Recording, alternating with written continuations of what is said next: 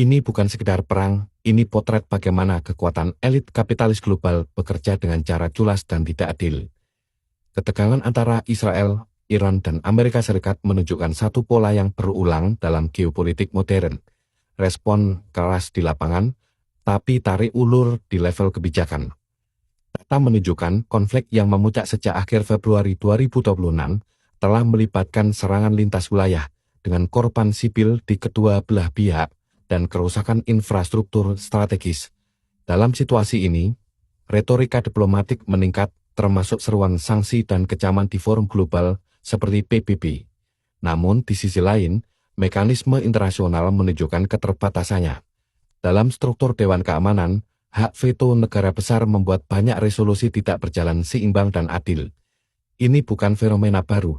Data historis menunjukkan veto telah berulang kali digunakan oleh kekuatan besar seperti Amerika Serikat untuk melindungi kepentingan strategisnya.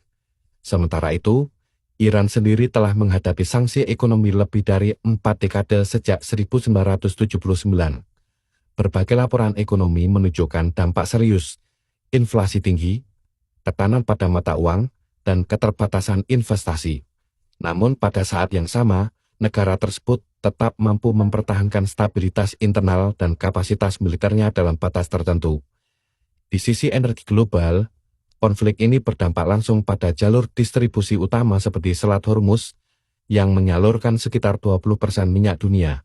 Gangguan di wilayah ini terbukti meningkatkan volatilitas harga energi, memicu inflasi, dan memberi tekanan pada ekonomi global, terutama negara yang bergantung pada impor energi. Dalam konteks ini, pendekatan Amerika Serikat dan sekutunya sering dinilai berada dalam dilema strategis. Di satu sisi, ada tekanan untuk menunjukkan kekuatan dan menjaga pengaruh globalnya. Di sisi lain, resiko konflik terbuka yang lebih luas baik secara militer maupun ekonomi, membuat langkah yang diambil Amerika Serikat cenderung berhati-hati dan berbasis koalisi.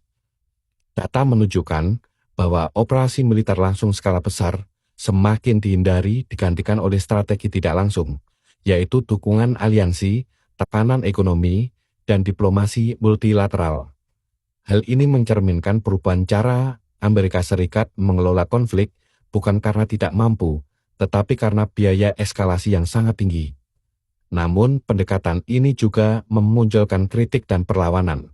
Sebagian analisis menilai bahwa ketidaktegasan dan inkonsistensi kebijakan Amerika Serikat akan selalu memperpanjang konflik, menciptakan ketidakpastian, dan melemahkan efektivitas sistem internasional. Sementara itu, dampak terhadap masyarakat global semakin nyata. Harga energi meningkat, risiko resesi global naik, dan negara-negara berkembang menghadapi tekanan paling berat. Kesimpulannya, konflik yang diciptakan Amerika Serikat dan Israel ini bukan hanya soal siapa menyerang siapa. Ini tentang bagaimana sistem global bekerja dengan tidak adil, tentang kekuatannya, kepentingannya, dan batasan-batasannya. Dan di tengah semua itu, pertanyaan yang tersisa adalah, apakah dunia muslim benar-benar bergerak menuju persatuan dan perlawanan, atau justru terjebak dalam siklus konflik yang terus berulang?